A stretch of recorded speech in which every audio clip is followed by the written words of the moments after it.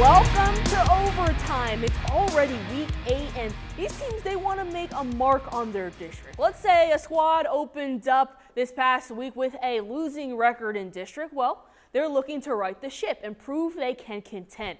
For those that have a winning record coming into this week, it's time to tighten that grip on the lead. As always, we're going to take a journey to see how this plays out, starting with our game of the week and the rest of our 6A slate, and then we'll make our way around the basin. Tonight's game of the week features the Friday Night Lights rivalry. Before we head out to Ratliff to see what happened there, we're going to learn a little bit more about the history of the Mojo program with our own Marcus Risen. These kids are amazing, the coaches are amazing, just the whole entire school is amazing, and we have an awesome responsibility to defend that school, to defend that honor, to defend the history of Permian High School. The Permian Panthers, one of the most storied football programs in West Texas. If you're from Odessa, you know the story of Friday Night Lights. If you're a high school football fan, you know the Permian Panthers in Odessa, Texas.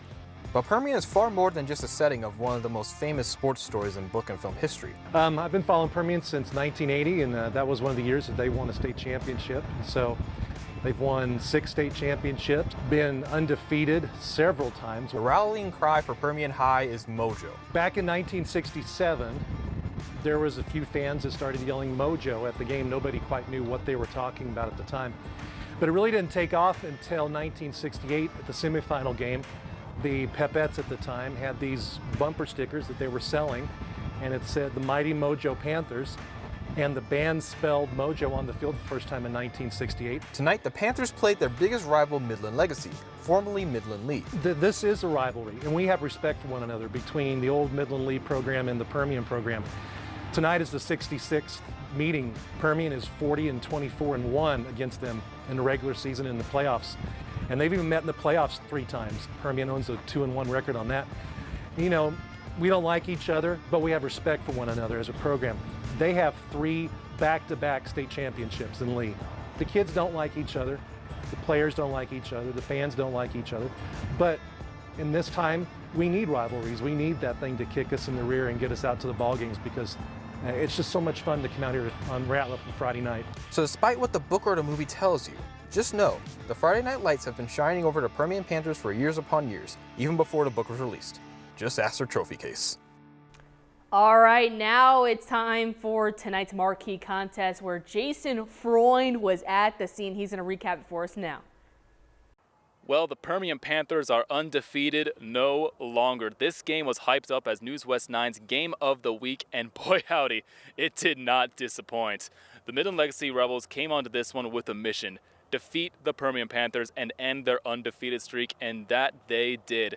Now, defense was the name of the game in the first half. We had a couple interceptions, a couple fumble recoveries, even a safety, but there was some offense in some rushing touchdowns. Let's take a look at those offensive highlights right now. Game of the week action as the undefeated Permian Panthers look to keep up the momentum against the reigning division champion Midland Legacy Rebels. Opening possession, Panthers spring right into action as Justice Lara gets the handoff, shoots into the end zone for the quick score. Panthers up 7. Midland Legacy looking to respond in the end zone. Marcus Dava looking to throw, but Aiden Serrano secures the stretch and snag for a Rebel touchdown. Score knotted up at 7. Safety puts Midland Legacy up 9-7, but Permian looks to respond. Fake handoff, ball goes to Teron Young, and he fights his way into the end zone for a score.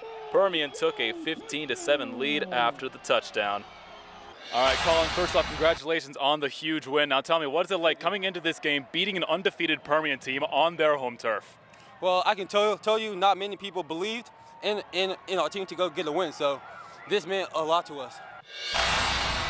Well, just like Colin Brazell said, he is the man who iced the game with his final touchdown, and not many believed that Midland Legacy would come in here and get the victory, but they did that with a ferocious second half, with both sides gaining momentum, the momentum swinging between both sides. This game was virtually on a seesaw with how back and forth it was. It seemed like when one team would score, the other team would come back and retake the lead on a touchdown or a field goal. But at the end of the game, it was Midland Legacy who took home the win and the victory. They will be sitting at 3-4, and they're going to be looking to continue this run all the way to, hopefully for them, defending their district championships.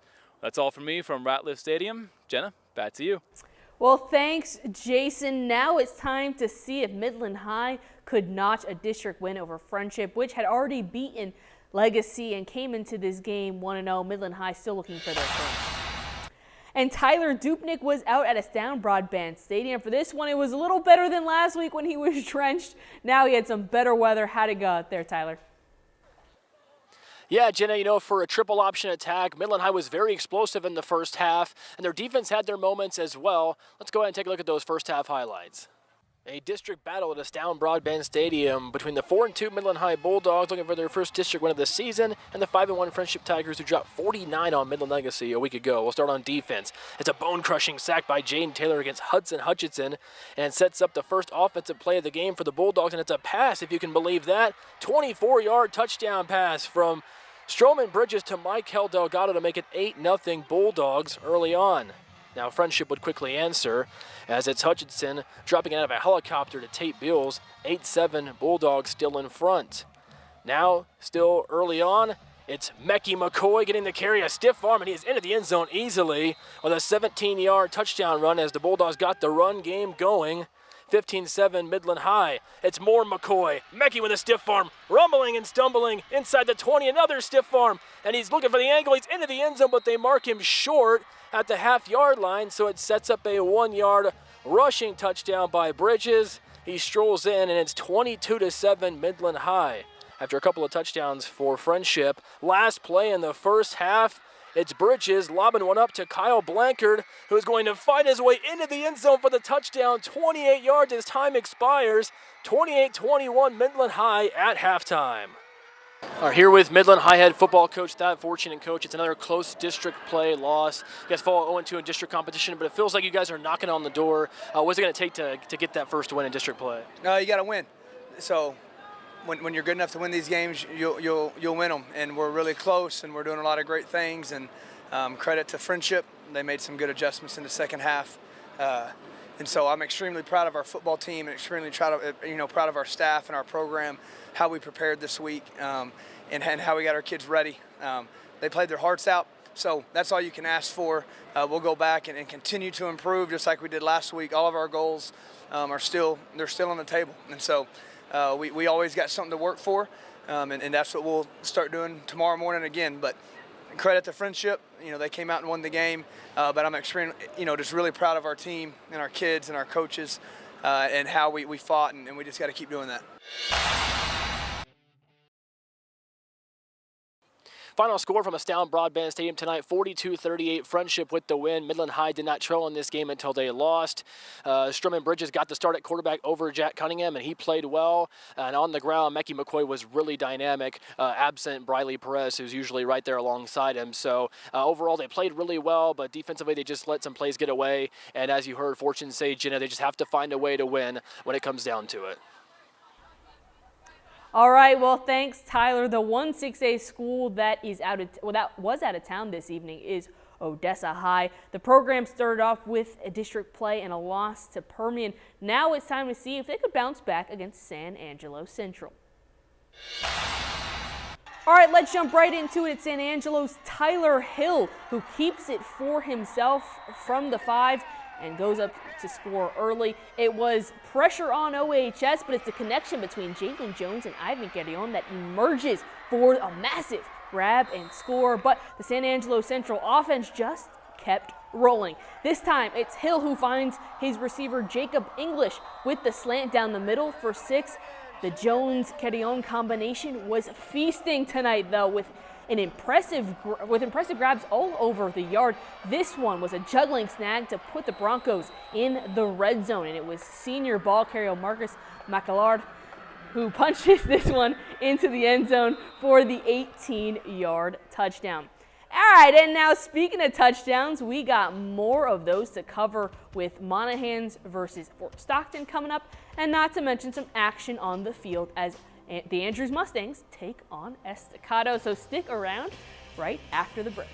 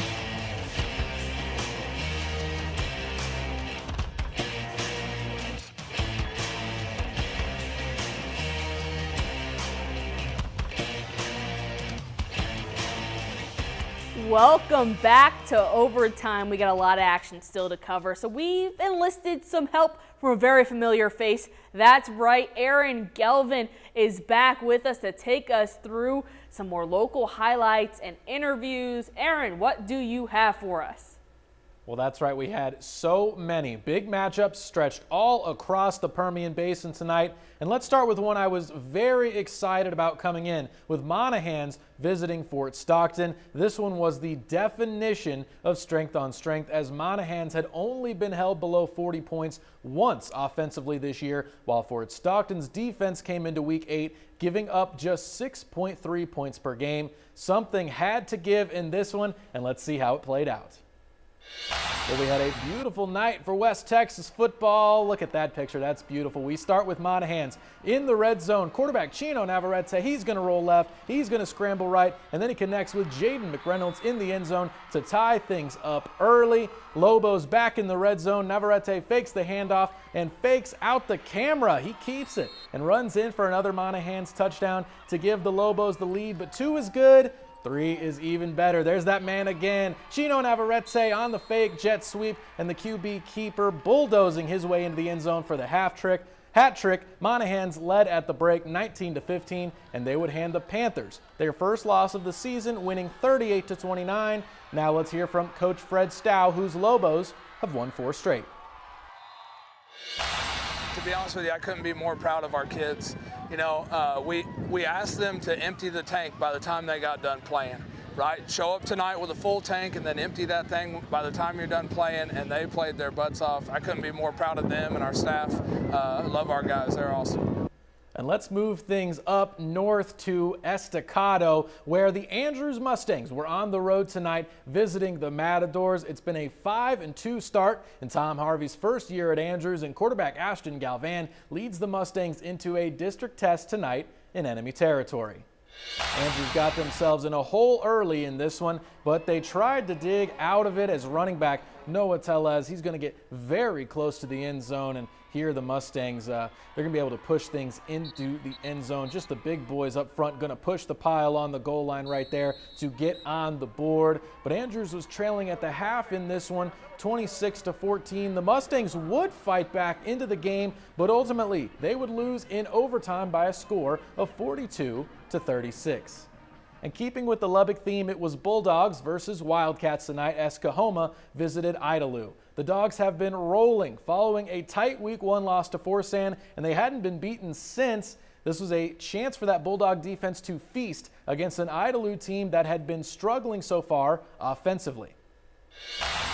But the Wildcats definitely weren't struggling to begin this game offensively, as number 7, QB Tate Henley, going to connect with his wide receiver Blake Diaz, and he zooms down the field, getting taken down at the 5-yard line. That's going to put Idalou in scoring position. Here Henley will hand off to Tyler Jack, and he pushes his way into the end zone, putting the Wildcats up 7-0. And then the Bulldogs going to try and get something going in the pass game, but this attempt is picked off. And Idalou going the other way with it. The Wildcats led at halftime 14-0, and they would go on to win 28-16, snapping that Coahoma Bulldogs win streak. And well, Fort Stockton got beat tonight. Permian got beat tonight. So if you're on undefeated watch, that leaves just one more team in the Permian Basin. Jenna, how did the Wink Wildcats do tonight? Well, thanks for the little intro there, Aaron. The undefeated Wink Wildcats traveled over to Ira to face the Braves to defend their 6-0 or defend their record, which I guess, spoiler alert, Aaron just told you that they did, but we're going to see how it happens right now. All right, well, it started off with some sloppy play. It was a Wink fumble recovered by Ira and Prather Schneeman, who takes it down the field with the offense taking over in great field position, but the Braves ended up stalling out. That gave the ball back to Cannon Gibson, and the Wildcats. The signal caller launches a pass to his receiver to strike first and go up 7-0 after the extra point. But the Braves came roaring back. The pass and catch from Cole Bauman to Caden Smith to knot this one up at 7. It was a back and forth affair with the Wink offense back on the field. Gibson hands it off to Montoya, who punches past the goal line. The Wildcats would then start to pull away. Montoya again wheeling around defenders and for another trip to the end zone. And it was the special teams unit for the Braves that stepped up to help chip away at this Wildcat lead. It was Noah Gasser who uses that last name and turns on the burners and uses every last inch of, get this, all the last inches of gas for the 90-yard return. All right, we have one last game for you. It's Borden County defending their home tonight against Garden City. And these guys, well, they came to play. The home team strikes first. It's the snap off to a quick toss back to Ishmael Rodriguez, who finds his gap with some help from his QB and O-line to make this long haul touchdown. The next point on the board would be for the Bearcats to knot this one up. It's a quick pass to John Lopez, who just makes this thing look too easy. But the Coyotes would strike back. A little handoff to a toss to a long pass down the field. Coda Bingham is the guy on the receiving end of this one and gives his team a little bit to celebrate at the end of the half, but it'll be Garden City that pulls away with this one. Well, we've seen a ton of highlights, and now it's time to decide what teams and players stand out among the rest. That's right, it's Top Plays. You're going to make sure, as always, to vote on my Twitter page at Alike Jenna for your favorite starting tomorrow at the bright and early time of 8:30. Let's start with some stellar QB mobility from Monahan signal caller Chino Navarrete with the scramble in the pass to Jaden McReynolds. And then it was the dynamic duo of Jalen Jones and Ivan Carrion back on our list. It's the big receiver with the juggling catch for a huge gain into the red zone. On the ground, it's Midland High's Mecky McCoy throwing stiff arm after stiff arm at every defender coming into his pass for the rushing TD. And it's the flea flicker from Borden County, a little handoff to a toss to a long pass down the field. It's Coda Bingham who is there. He's the guy who ends up scoring. All right, that is our top plays. Again, be sure to vote. This is the end of overtime, so what you're going to want to do is stay with us the whole entire week. We're going to have things from all of your 6A schools. We have Midland Christian. We'll have coverage throughout the week, and then come back here for Game Time on News West 9 and then on our website and app for overtime, and we'll see you guys there.